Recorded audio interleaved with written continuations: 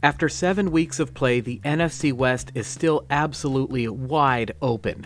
The Rams have struggled tremendously with injuries this season, but a win against the Raiders would still keep them just 2 games back of the Seattle Seahawks for first place in the NFC West. Welcome to Josh's Football Breakdowns, where we don't tell you what you're seeing, we let the film tell us what we're seeing. And what we saw on Sunday was a Rams defense starting to come together a little bit, generating big plays with an outstanding pass rush and excellent coverage on the back end. And after holding the Raiders scoreless in the first quarter, Vegas would finally get on the board with a field goal early in the second, taking the lead 3-0. And we're going to pick it up about midway through the second quarter. The Raiders have the ball and they're looking to build on their lead, and we can see Gardner Minshew looking right down the middle. The Raiders have called some long developing routes, but it's not going to happen. Michael Hogt has gotten by the pass protection and is heading straight for Gardner Minshew. Minshew is forced to scramble. And right here, Minshew has Brock Bowers if he wants him, but he doesn't take the throw. Also, when you see your quarterback scrambling, one thing you could do is run towards him. But Bowers continues on his route. Why? Well, for one thing, it's third down. He has to get at least to the 50-yard line to pick up that first down. Bowers makes the attempt, but Kobe Durant is just in excellent position here defensively. With pressure closing in, Minshew tries to force the ball to Bauer, and Durant intercepts the football, and that is LA Rams ball. The coverage on the back end was excellent, but it was the pressure from the defensive line that forced the bad decision from Gardner Minshew. So let's talk about what the Rams did with their D-line here. They only line up 2 defensive tackles on the play, and they also bring in Jared Verse, Michael Hogt, and Byron Young. Now the Rams have all 3 of these guys listed as outside linebackers, so the Raiders don't necessarily know who's coming on the pass rush and who's dropping back. Could be all of them, could be some of them, and they have a difficult time blocking up this play. In addition, the Rams run a stunt, and they execute it to perfection. Michael Hogt is able to get by the pass protection, and then when Minshew scrambles, it's Jared Verse that pursues and forces the bad decision. Outstanding team defense for the Rams.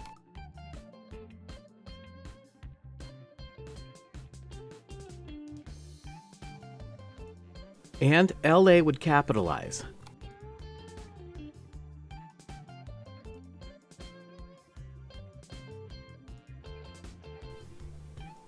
And on this play, we would see some outstanding blocking. The center and the right guard double-team the defensive tackle right at the point of attack.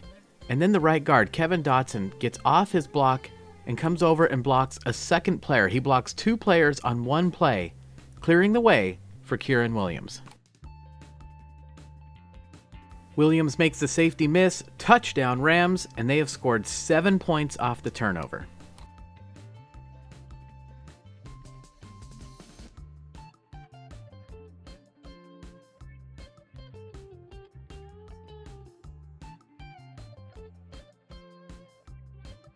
So the Rams take the lead 7-3, but the Raiders get the ball back and they still have a little bit of time here to try to get some points before the end of the half. And check it out, we see Kobe Durant again, this time heading for the line of scrimmage right at the snap. And the Rams have 7 men up at that line. Now, are they going to rush with all 7? Probably not, but the Raiders don't know that. They don't know, again, who's coming and who's dropping back. And as it turns out, Durant would be unaccounted for.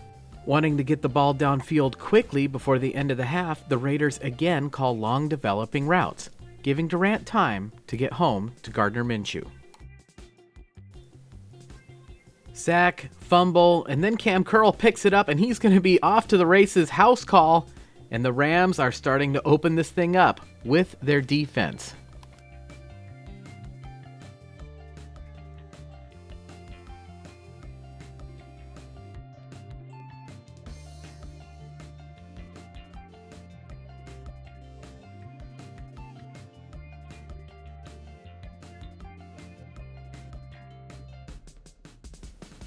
And this was a well-timed blitz by Kobe Durant. Because he came right at the snap, the right guard never sees him. Could the Raiders have built in a check down? Well, it's possible, But remember, the Rams lined up with 7 men at the line of scrimmage, so the Raiders decide to leave Alexander Mattison in to help with pass protection. What about Brock Bowers? Well, the Rams, as it turns out, do drop somebody back. It's Troy Reeder, and he runs over to take any kind of a check down away. Bowers might eventually come open late, but not before the pass rush gets home.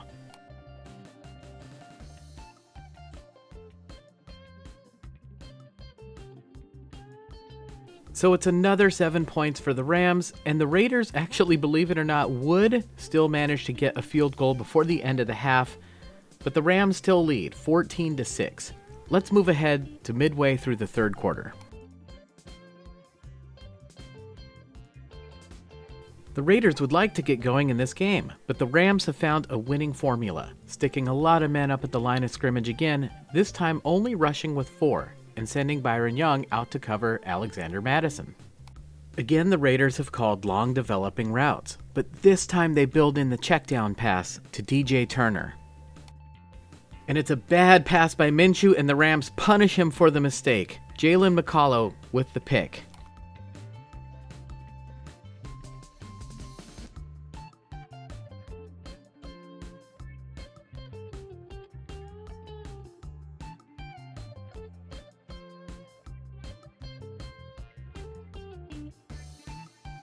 And again, the Rams would score points off the turnover, punching it in with Kieran Williams. So the Rams extend their lead, going up 20-6. The Raiders would add on a couple more field goals, making the score 20-12 as we move into the fourth quarter. But here we would see the Rams' best offensive play of the day. LA is facing a 3rd down and 1. Suspecting a run, the Raiders drop a safety down into the box, and the Rams send Demarcus Robinson deep, taking the other safety out of the play. And the Raiders sell out to stop the run, rushing with 7 men in what is effectively a zero blitz, meaning with 1 safety in man coverage and the other playing the run, there are 0 safeties back deep to guard against any kind of a long threat. Alright, now let's talk about the play. The Rams send Tyler Johnson all the way across the middle of the field. He's shallow, they're just trying to pick up that first down. But the corner, Jack Jones, has to cover him one-on-one all the way across the field. A difficult assignment.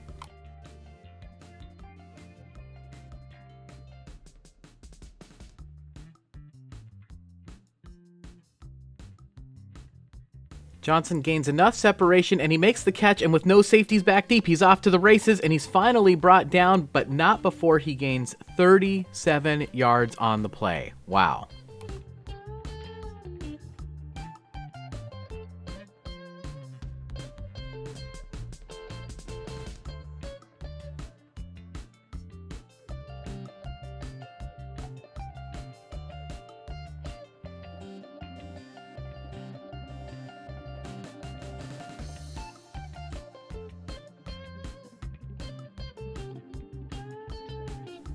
But the Rams would miss the field goal at the end of this drive, and the Raiders would knock one through in the fourth quarter. So it's still a 1-score game, with the Rams clinging to a 20-15 lead with just under a minute 30 to go left in the fourth quarter. The Raiders are going to get a chance here.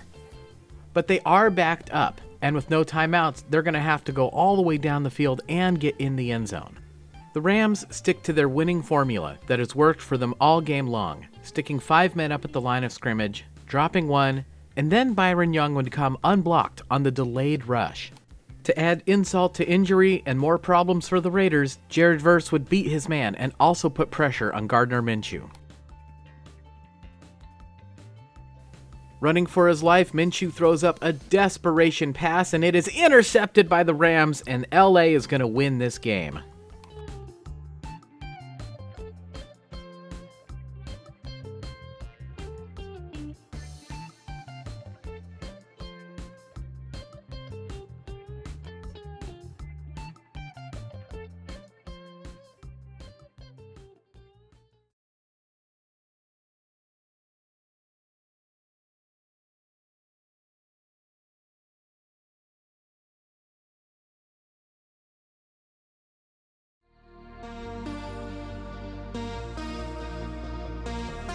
Well, there's your final score. Rams 20, Raiders 15, and LA got it done with their defense. Folks, I want to thank all my new subscribers. We picked up 74 new subscribers last week. Thank you so much. So if you're new here and you like what you see, please subscribe. We're covering all 4 NFC West teams this year, and we would love to have you aboard. As always, I want to give an extra special thanks to those of you who have gone the extra mile to help support this channel.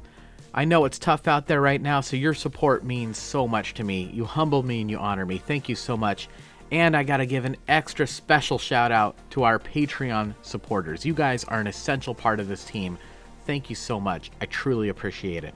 All right, the Rams are playing on Thursday Night Football against one of the very best in the NFC, the Minnesota Vikings. I know that sounds like a tall order, but you know, I never liked the road team on a short week. This could be a winnable game for the Rams, and you know that place is going to be fired up, and like I said, the NFC West is absolutely wide open this year, so there's a lot to watch for as the LA Rams move into the second half of the season. All right, it's going to be the Vikings at the Rams on Thursday night. I'm so excited to watch this game. I don't know what's going to happen in that game, but you know we are going to be here to break down that film, and I will see you guys then.